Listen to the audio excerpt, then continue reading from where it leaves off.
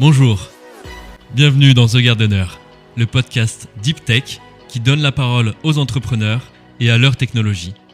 Je suis Arthur Brochet, analyste chez Carotte Capital, fonds d'investissement early stage dans l'innovation.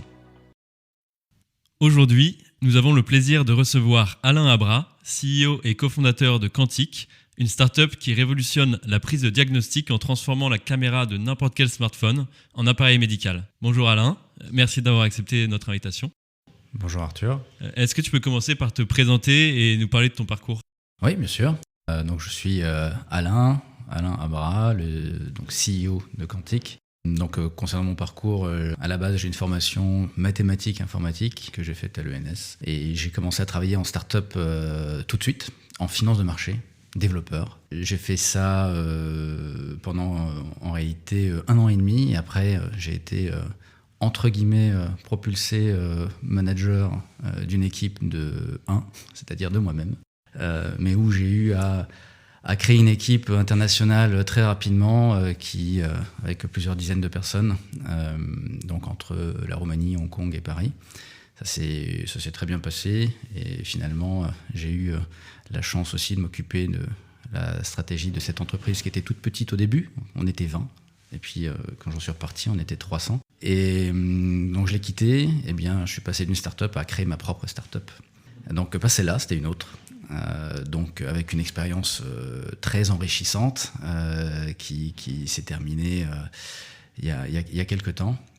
Et donc j'ai eu la chance aussi d'aider des startups, de coacher des startups, d'investir dans des startups aussi. Et j'ai rencontré Fabien, mon associé, CTO exceptionnel, entrepreneur first pour ceux qui connaissent, en 2019. Et il se trouve que à l'époque on s'est rencontrés, on savait qu'on allait bosser ensemble, on savait pas sur quoi, mais on savait qu'il fallait qu'on bosse ensemble. Et du coup, qu'est-ce qui a fait qu'après autant de temps passé dans le secteur financier, tu aies décidé d'un coup de passer au secteur de la santé avec Quantic ? Alors c'est vrai que j'ai travaillé pendant très longtemps dans le secteur de la finance de marché, avec les bourses, avec les brokers. C'était très intéressant et j'ai acquis une belle expertise. Mais j'avais vraiment envie d'avoir un impact, pas que moi et mon associé. Donc en fait c'est venu assez naturellement. Quand on a cherché, évidemment, on a cherché sur nos expertises, mais en fait très très vite on s'est orienté vers le healthcare, vers le médical. Et voilà, c'était aussi simple que ça, avoir un impact. Et du coup, est-ce que tu peux nous présenter brièvement ce que fait votre technologie chez Quantic ? Alors c'est très simple, on prend son téléphone, on se regarde 20 secondes. Donc la technologie en question analyse votre visage et après 20 secondes, on va vous donner votre rythme cardiaque, votre fréquence respiratoire, votre pression artérielle. Donc tout ça, disons, sans contact, sans avoir besoin d'un dispositif médical classique. D'accord. Et là, du coup, aujourd'hui, vous mesurez 3 métriques ou vous en mesurez plus ? Aujourd'hui, on en mesure donc 2 qui vont être certifiés, parce qu'en fait, il faut savoir que quand on veut être dispositif médical, on n'a pas le droit juste de dire tiens, je mesure le rythme cardiaque, vas-y, je le donne à un médecin, puis tu l'utilises. Évidemment, ça ne marche pas comme ça. On doit passer par certaines normes, on doit être certifié par l'Europe, on doit passer le marquage CE, et donc tout ça, ça prend du temps. Disons, entre guillemets, notre stratégie, c'est d'abord de commencer par certifier 2 mesures, et puis ensuite, on certifiera les autres au fur et à mesure. Pour comprendre un peu l'enjeu auquel vous répondez, est-ce que tu peux nous rappeler comment aujourd'hui en fait ces différentes mesures sont captées par je sais pas, notre médecin généraliste par exemple quand on va le voir ? Comment c'est fait aujourd'hui, tu veux dire ? Comment c'est fait aujourd'hui, ouais. Alors aujourd'hui, donc un rythme cardiaque par exemple, ou la SpO2, donc c'est le taux de saturation d'oxygène dans le sang, ça se fait avec un oxymètre standard. Alors il y a plein d'autres façons de le faire en réalité, mais en fait maintenant c'est surtout ça qu'on va utiliser. Quand on veut prendre la pression artérielle, on va utiliser un brassard qu'on met sur le bras. Donc là, en fonction de la façon dont on le fait, ça va prendre entre 20 secondes et 1 minute. Mais maintenant, le vrai enjeu, parce que tu parlais d'enjeu, c'est moins l'utilisation directement par le médecin en consultation, qui certes peut avoir un certain intérêt, mais c'est surtout dans un usage de télémédecine, téléconsultation, et encore plus loin, de suivi régulier de la santé du patient. Très bien. Et donc si on va un peu dans le fonctionnement de la technologie, comment en fait concrètement on peut passer d'une vidéo à la fréquence cardiaque ?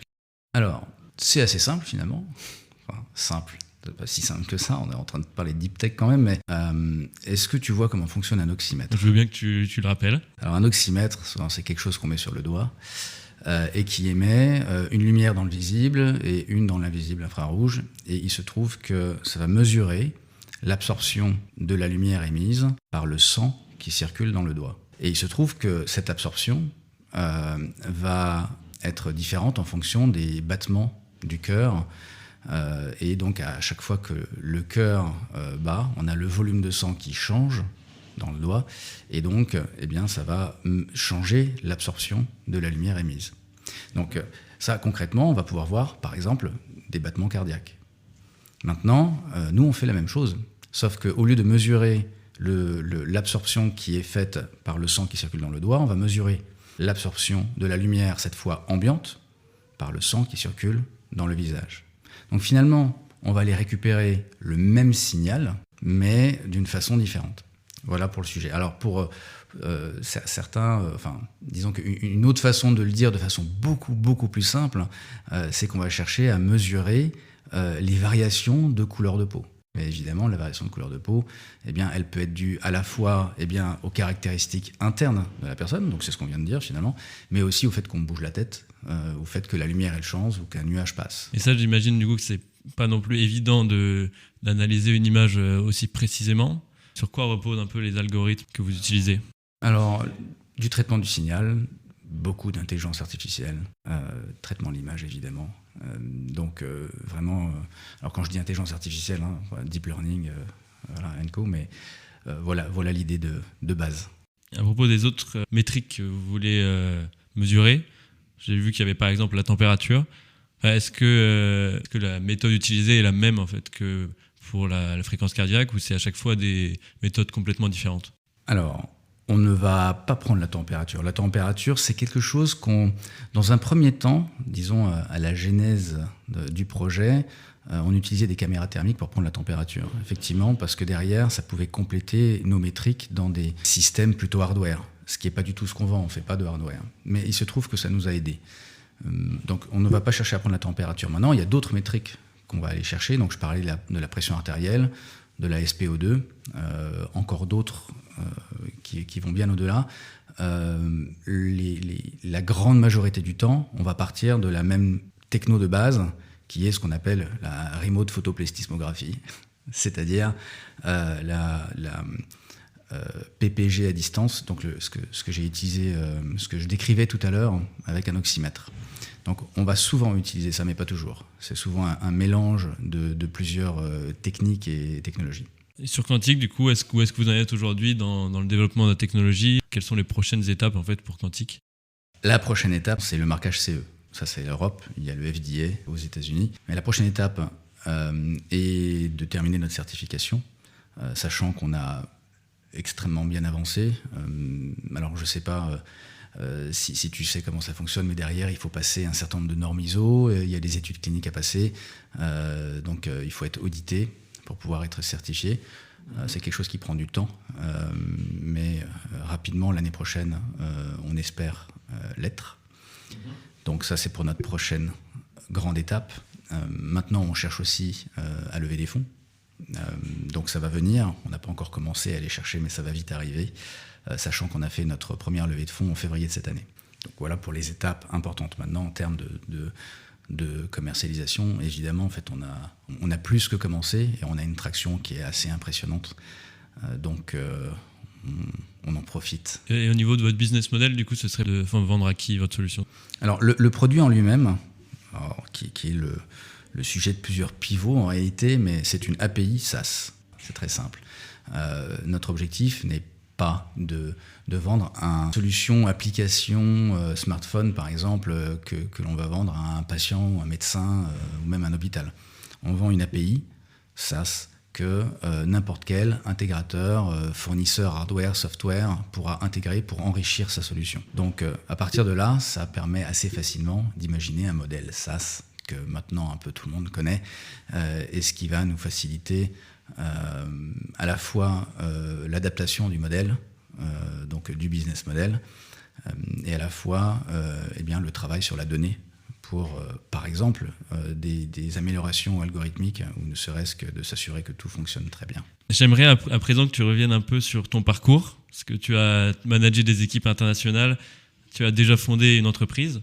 Est-ce que tu peux revenir sur ces expériences et nous expliquer ce que tu en as tiré et ce que tu utilises aujourd'hui chez Quantique ? Alors j'ai fait plein d'erreurs.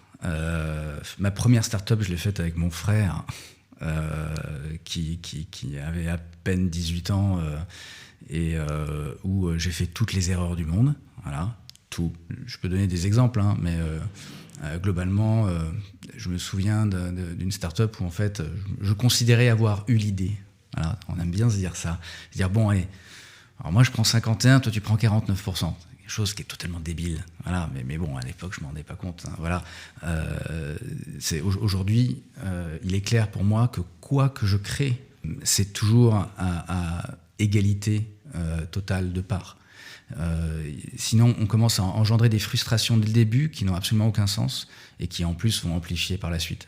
Donc déjà, ça, c'était la première erreur.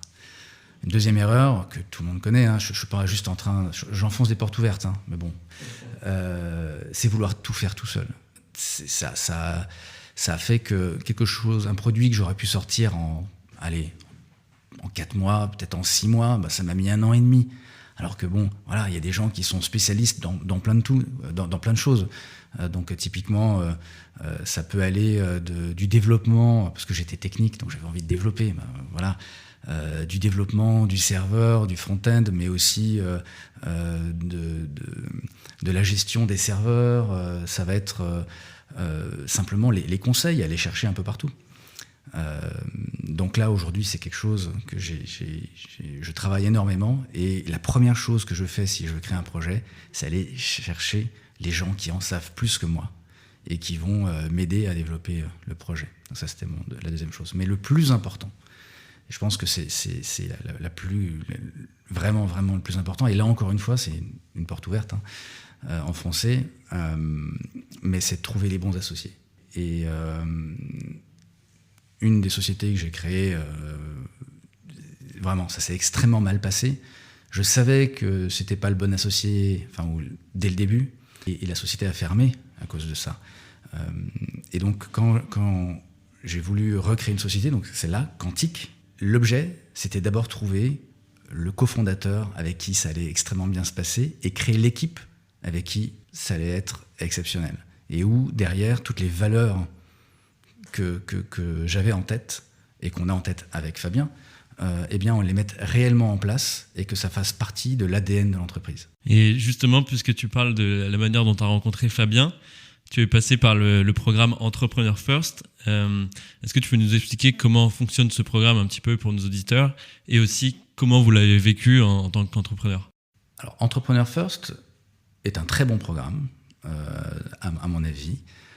L'idée d'Entrepreneur First, c'est de se dire, oui, les idées, c'est important, mais le plus important à la base, c'est les cofondateurs. Et essentiellement... Deep Tech, par ailleurs, ce qui se passe, c'est qu'à peu près 3/4 des personnes sont très, très techniques. Donc, exemple, Fabien, docteur en physique quantique, exceptionnel. Je me répète, je sais. Mais d'autres qui vont envoyer des robots dans l'espace, qui font de la nanotechnologie. Il y a vraiment de tout, donc ça c'est à peu près 3/4. Et puis il y a 1/4 qui sont plutôt des gens comme moi, c'est-à-dire qui vont connaître un métier ou qui éventuellement déjà fondé une start-up ou qui peuvent savoir fédérer, ça va dépendre des profils. Et tout ça, ça forme des binômes. Alors des binômes qui peuvent être aussi tech-tech, hein, c'est pas... voilà. Et ces binômes se font et se défont 3-4 fois, c'est à peu près la règle, hein. Et certains vont arriver finalement, au bout de 2 mois, à se dire « Ok, on est bien binôme ». Et puis au bout de 3 mois, de dire maintenant, on va essayer de monter cette boîte ensemble. Et puis on espère qu'Entrepreneur First va investir chez nous. Parce que c'est un peu comme ça, c'est un peu l'idée. Nous, on s'est rencontrés le premier jour. Et le premier jour, on a dit ok, on ne change pas. Voilà, on pivote, on essaye. Donc on a pivoté 25 fois, on a étudié tous les marchés, on avait de l'attraction, mais on a dit c'est pas un marché suffisamment grand, ou alors ça nous plaît pas. On va pas se sentir à l'aise, ça va pas. On s'est pris des claques, et puis encore des claques, et encore des claques. Voilà, globalement, c'est un peu ce qui nous arrivait. Et est arrivé ensuite le jour où le jury d'Entrepreneur First a dit ok, est-ce qu'on vient chez vous, est-ce qu'on vient pas chez vous, parce que c'est un peu l'idée. Et là ils ont dit non. Et ils ont dit non, et ils ont eu raison de dire non. C'est-à-dire que à leur place, j'aurais dit non si on n'était pas assez prêt. On connaissait pas encore suffisamment bien notre marché. On était on avait démontré notre résilience, puisqu'on était encore ensemble à toujours se prendre des claques, encore une fois, mais on n'était pas prêts. Donc on a gardé des bonnes relations avec des gens là-bas, évidemment. Et puis on a continué après, et puis on a fini par trouver ce qu'on cherchait à faire le 5 mai. Le 5 mai 2020. Voilà, on avait créé la boîte le 1er janvier, mais le 5 mai, là, on savait vraiment ce qu'on voulait faire. Et comment est-ce que tu as su que Fabien était la bonne personne pour te rejoindre et créer le Quantique ? La rage au ventre, humble, qui peut comprendre. On n'avait pas besoin de. On se comprend tout de suite. Il y a pas de. On peut être libre à se parler ensemble sans avoir un ego particulier. Donc, on peut travailler ensemble, naturellement, sans avoir besoin de créer un personnage quelconque. Et ça, très très très vite, on s'en est rendu compte. Et est-ce que tu as eu un moment particulier qui t'a marqué dans ta vie entrepreneuriale où tu t'es senti particulièrement fier ? Alors, dans ma vie entrepreneuriale, je pense qu'il y en a eu plein. Mais c'est maintenant, avec Quantique, où j'ai vraiment le plus d'événements, je dirais, exceptionnels. Et donc, si je dirais qu'il y a un événement marquant, c'est le premier jour où je me suis assis à Station F avec toute l'équipe, où donc il y avait tout le monde, et où je voyais qu'à la fois tout le monde travaillait, tout le monde s'entendait super bien, tout le monde s'entraidait, et où on sentait qu'il y avait une dynamique de groupe, d'entreprise. Là, j'étais super heureux. Voilà. Et donc, je pense que c'est certainement un des moments qui m'a le plus marqué. Et on dit souvent qu'il y a la chance de l'entrepreneur, une rencontre qui change les choses. Est-ce que c'est un moment que tu as vécu ? Un moment, non, mais des moments, oui. En fait, alors on aime bien dire que la chance, on la provoque. Mais globalement, je ne sais pas si c'est de la chance, mais chaque rencontre a été quelque chose de très très important pour moi. Vraiment, chaque rencontre. Et donc quand je vais parler à quelqu'un, c'est vraiment un échange. Et il se trouve que c'est pas rare que quelqu'un que j'ai rencontré il y a quelques années, finalement, m'aide plusieurs années après. Et donc je ne sais pas si c'est de la chance, mais en tout cas, toutes les rencontres et les belles rencontres que j'ai eues ces 20 dernières années, voilà, et bien jusqu'à présent, c'est pas me sont utiles, c'est ont provoqué quelque chose. Donc c'est pas la chance en soi et c'est pas un événement, c'est que Quantique et tout ce qui m'arrive aujourd'hui, c'est la suite logique de tout ce qui s'est passé précédemment. J'ai vu aussi que tu avais réalisé plusieurs investissements. Quel est ton rôle auprès de ces entreprises et est-ce que tu as un secteur particulier dans lequel tu investis ? En fait, quand j'ai quitté la première société dans laquelle j'ai travaillé, j'avais quelques actions. Alors, j'avais quelques actions d'une société qui valait un petit peu, j'ai eu un petit peu d'argent. Alors maintenant, elle vaut infiniment plus, cette société, mais quoi qu'il en soit, avec ce peu d'argent que j'avais décidé d'investir dans des équipes en lesquelles je croyais. Donc, j'ai pas de secteur, c'était juste des équipes. Donc, effectivement, par exemple, oui, Fromaggio, c'est un ami qui était un Américain qui vivait à Paris, qui est retourné aux États-Unis, et le fromage lui manquait éperdument. Et donc, il a eu cette idée, alors on peut considérer folle ou pas, c'est de dire, je vais faire une boîte qui fait du fromage dans ma cuisine. Et donc, je mets des ferments et du lait, et puis au bout d'une heure et demie, j'ai un fromage de chèvre. Voilà. Alors, il y a la presse, il y a tout, voilà. Et donc j'ai aidé à mon niveau, un peu d'un point de vue financier, un peu d'un point de vue stratégique, mais globalement, Glenn, qui en est le patron, s'en sort excellemment bien, et c'est quelqu'un qui a une vision et qui veut l'appliquer. Et on aime bien finir par une citation. Alors, est-ce que tu as une citation qui t'inspire ? Alors, je citerai un grand philosophe qui est mon fils de 5 ans. Voilà. Donc je lui ai posé la question, donc l'année dernière, je lui ai demandé c'est quoi pour toi la définition du bonheur ? Donc il m'a répondu, le bonheur, papa, c'est quand je me réveille le matin et que je suis plein d'énergie. Je dis ah ouais, d'accord. Eh bien n'empêche, ça m'a ouvert les yeux sur pas mal de choses. En fait, donc j'y pense, c'était pas l'année dernière, c'était il y a 2 ans, c'était juste avant que je crée Quantique. et où à l'époque, je me posais la question. Est-ce que j'accepte le job de rêve, soi-disant qu'on me donne avec une paye exceptionnelle, etc. Ou est-ce que non, je retourne à zéro. Et puis je me suis rendu compte là que non. Si je ne faisais pas quantique, je me réveillerais pas le matin avec plein d'énergie. Donc voilà pour ma citation. Merci beaucoup Alain, c'était un grand plaisir de t'accueillir sur l'émission. Si vous êtes intéressé par la techno de Quantic, vous pouvez aller sur quantic.io, QUANTIQ, ou retrouver Alain Abra avec un H sur LinkedIn. Merci Arthur. C'est déjà la fin de ce podcast. C'était Arthur Brochet. Si vous l'avez aimé, n'hésitez pas à le partager autour de vous et à mettre 5 étoiles sur Apple Podcast. Ça nous aide beaucoup. Vous pouvez me faire un retour directement par LinkedIn. Et si vous êtes entrepreneur, vous pouvez aller sur notre site internet carotte.capital ou nous contacter par email à contact@carotte.capital. À bientôt!